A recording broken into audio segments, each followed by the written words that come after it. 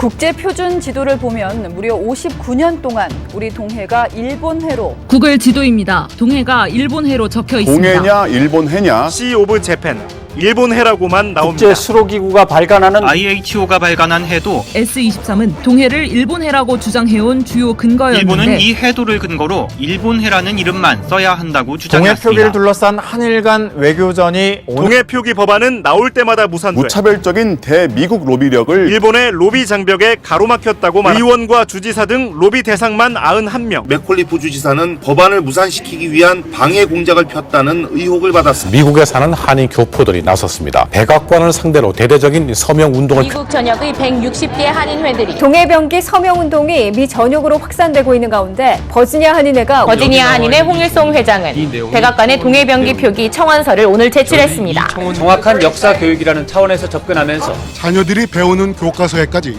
일본해로 표기되는 것을 방치할 수 없다는 절박함이 서명자가 순식간에 2만 5천 명을 돌파해 불과 14일 만에 청원 정족수를 훨씬 넘겼습니다. 백악관의 공식 입장 표명이 있을 예정입니다. 동해병기 법안 채택이 탄력을 받게 됐습니다. 버지니아주 하원 민주당 의원 4명이 동해병기 법률안 공동 발의에 참 동해병기 법안이 우여곡절 끝에 주 상원을 통과했습니다. 상원을 통과한 건 사상 처음입니다. 상하원을 최종 통과한 것은 일본의 집요한 방해 로비를 뚫고 거둔 성과여서 미국이 작전 수역을 동해로 공식 표기에 발표했습니다. 조폴리 지오그라피카사는 1년에 3만 개의 지구본을 일본해가 아닌 동해로 표기해 교과서에 일본해가 언급될 때는 동해도 함께 소개해야 한다는 겁니다. 버지니아주 의회에 동해 병기 법안 통과를 환영한다면서 뒤에는 교민들의 숨은 노력이 우리 동포들의 노력을 높이 평가한다고 밝혔습니다. OECD 34개국 가운데 13개 교과서는 여전히 교과서에서 동해를 일본해로 표기했습니다.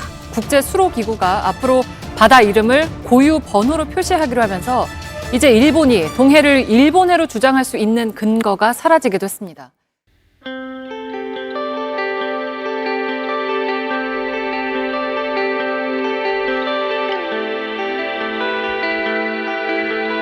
찾아야 할 동해, 지켜야 할 독도. 독도는 그 일본으로부터 지켜낸다 이런 의미인 것 같고. 동해 독도를 찾는다. 지키는 동해 찾아야 할 독도.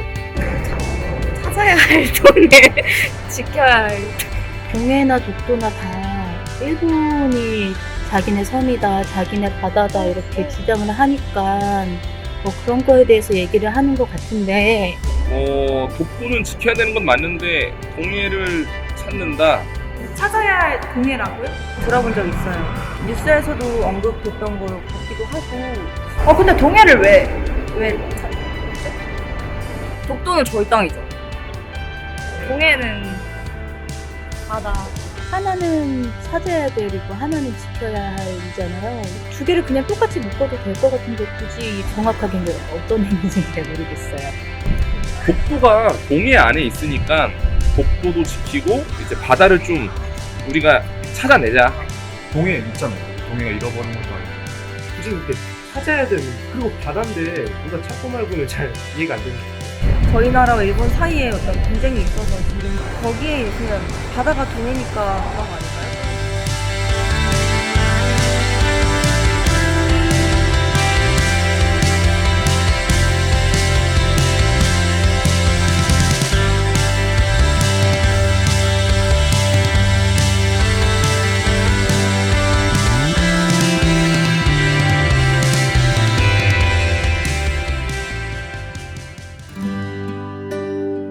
제가 중학교를 졸업하고 미국에 가서 그때 가장 중요하게 생각했던 것이 한국 역사예요. 우리가 한국 역사에 대한 이해도가 굉장히 적구나. 예를 들면 미국의 그 초대 대통령 하면 조지 워싱턴, 미국이 독립을 1776년에 했다는 건 다 아는데 1776년에 조선의 왕이 누구였느냐는 모르더라고요. 정조대왕인데 유네스코에 등록된 화성을 만들고, 그 조지 워싱턴 같은 경우에는 그 민병대를 이끌고 독립전쟁에서 이겼지만 열악한 환경에서 전쟁들을 보고 우리가 훨씬 우수했던 부분들이 있었는데 우리가 너무 몰랐구나. 하나의 역사관을 가지면서 행동과 활동을 할 수 있는 영역으로 이어가고 있었습니다.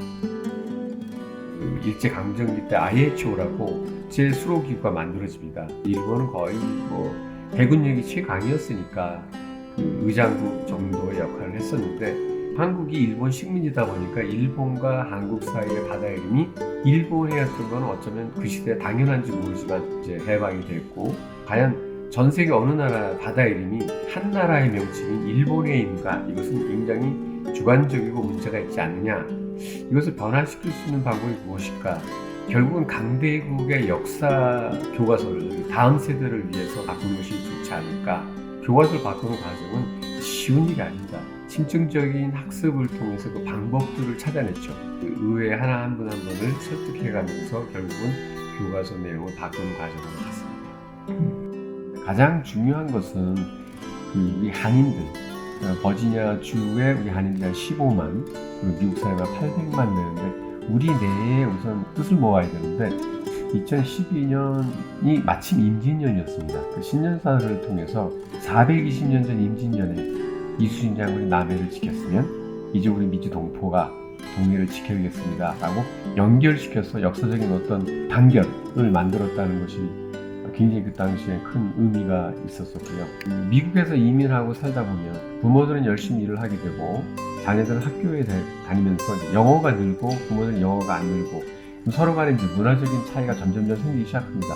대화가 단절이 되기 시작해요. 간단한 집안에서 내용, 밥 먹었냐, 자냐, 학교는 어떠냐 이런 내용의 대화만 되지 깊숙하지 않게 됐었는데 학생들의 교과서 문제를 다루기 때문에 부모와 자식이 같이 뜻을 모아서 어떤 것을 결과를 만들어내는 아주 그 유일한 그런 계기가 됐다는 것이 그 일본에서는 로비스트를 고용을 했었습니다. 그리고 우리는 이제 로비스트가 없고 우리가 상당히 불리할 거라고 생각했는데 주의원들이 굉장히 문제점을 제기했어요. 이 연방이 외교권이지 주는 외교권이 없습니다. 이 외교적인 로비스트들이 주의회에 관여한다는 것은 상당히 불쾌하게 됐기 때문에 그래서 로비스트가 고용돼서 처음에는 굉장히 좋은 결과를 만들 것 같았지만 결과적으로는 좋지 않은 결과를 만들어냈었다는 것이 특이했고요. 그 의원들 설득할 때 이메일 쓰기를 처음에는 많이 해요. 우리가 이메일을 1000개 보내면 일본에서는 한 10,000개, 20,000개 봅니다. 그러니까 아예 비교도 할 수 없게. 아마 알바생을 고용해서는 우리가 할 수 있는 게 무엇인가를 고민하다가 전화를 하게 하는 거예요. 나는 당신 지역구의 유권자인데 내일 그 상정되는 법안에 찬성해 주시길 바라겠습니다. 그럼 네 알았습니다라고 표시를 하거든요. 주의회에서는 이메일은 너무 많이 오니까 아예 보지도 않고 들어왔을 때 보좌관이 지역구에서 전화가 이렇게 많이 왔습니다. 그러니까 그분들 말로는 전화가 불통이 났습니다 라고 얘기하는데 일본에서는 국제전화를 할 수가 없고 또 이렇게 영어가 안 되고 그러한 다양한 사람들의 그 실질적인 참여 이런 것들은 큰 도움이 됐습니다. 우리가 교과서 내용을 주의회에서 통과된다는 것은 학습을 통해서 알았고 근데 문제는 주의원들도 그것을 모르고 있었어요. 주의원 하나가 주교육부 장관을 부릅니다. 우리가 결정을 하면 교과서 내용이 바뀌는 것이 맞는가? 교육부 장관은 네 맞습니다. 의회에서만 바꿀 수 있습니다. 그럼 지난 수백 년 동안 우리 주의회에서 바꾼 내용이 무엇이냐? 단 한 번 없었습니다. 실제로 수백 년간 처음 하는 것이 미국도 아닌 저기 아주 조그만 나라와의 사이에 있는 바다의 명칭 바꾸는 것이 있기 때문에 굉장히 상징적이었고 의외였고 또 그만큼 어려웠었습니다. 잠정적 영토관이라는 게 있어요.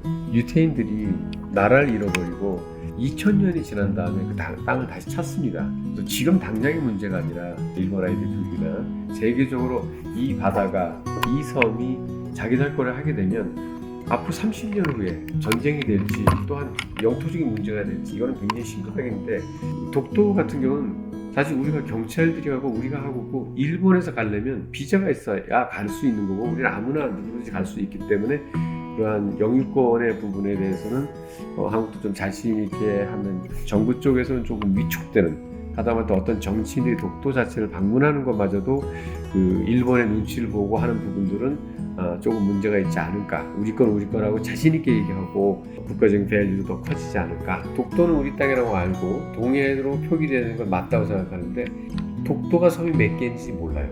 상대방은 왜 자기 거라고 하는지에 대한 이해를 해야 되는데 그 자체로 알라고 하지 않는 부분인데 지피지기한 백전백승이라고 관심을 가지고 독도는 어떤 것인가 동도와 서도라고 있는데 그 주변에 섬이 몇 개 있었고 그리고 기회가 되면 한번 가보려고 하는 그런 계기도 되고 동해는 또 도대체 거기에 이슈가 무엇이고, 그리고 일본은 왜 자기네 섬, 자기네 바다라고 하고 있는지, 다 독도 우리 땅이라고 우기기만 하지만 왜 그렇습니까? 물어보면 답을 못하는 경우가 태반입니다.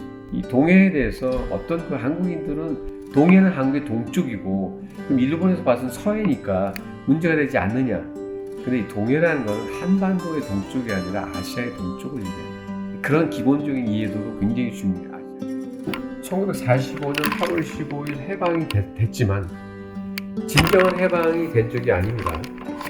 종군위안부 문제 해결이 되고 동해 문제, 독도 문제, 하다못해 남북이 통일까지 돼야 우리가 잃어버린 게 많은데 우리가 8월 15일날 대한독립 만세만 너무 부르짖는 것은 문제가 있다고 봐요. 2007년도 미하원 435명의 만장일치로 결의된 종군위안부 결의안 작년에 IHO에서 통과가 돼버렸어. 숫자로 쓰기로. 궁극적으로 우리가 이긴 거지. 일본해가 빠졌으니까. 그 동해 문제가 어느 정도는 마무리됐다고 하는데 이제 봐놓은 거예요. 궁극적으로 이것이 동해가 돼야 되고 우리가 했던 모든 것들은 한 예고 결과물이라고 할 수 있습니다. 이제 지금 다음 세대의 하나의 화두는 무엇이냐면 무엇을 만들 수 있는데 무엇을 만들 줄 모른다. 지식에 대한 어떤 영토 확장, 우리만의 지식, 외국에서 배운 지식을 수입해 왔잖아요. 그러다 보니까 우리의 지식이 없는 거예요. 기술력이나 지식이나 인문학이나 우리 것을 만들어내는, 창출해내는. 안 그러면 우린 여기서 시간이 지나면 고에 있는 물이 썩듯이 멈춰서 금방 제3세계로 갈 수가 있습니다. 각 세대마다 해야 할 역할과 일들이 있습니다. 그게 시대정신이거든요. 일제강점기에 있었던 세대는 독립운동을 하면서 나라를 찾아와야 했고 6.25를 겪었던 세대는 어떻게든 싸워서 그 자유민주주의를 쟁취해야 했었고 그 다음 60년대 뭐 이런 데 할 사람은 민주화를 쟁취하려고 했었고 또 이제 우리 세대에서는 일본과 한국의 문제의 가장 중요한 것이 독도와 동해 문제인데 이거를 안 하면 다음 세대에서는 그게 문제가 돼서 오히려 더 크게 발전할 수 있는 대한민국이 못 되기 때문에 자기가 태어난 시대의 그 시대정신, 이 시대가 어떤 시대인가, 이 나라는 어느 나라인가, 세계는 어떻게 움직이고 있는가, 앞으로는 어떻게 갈 것인가 검증하고 연구하고 고민하면서 일깨우는 순간 자기는 분명히 쓰고 대한민국이 세계를 선도해 나갈 수 있는 그러한 나라가 될 거라고 생각합니다.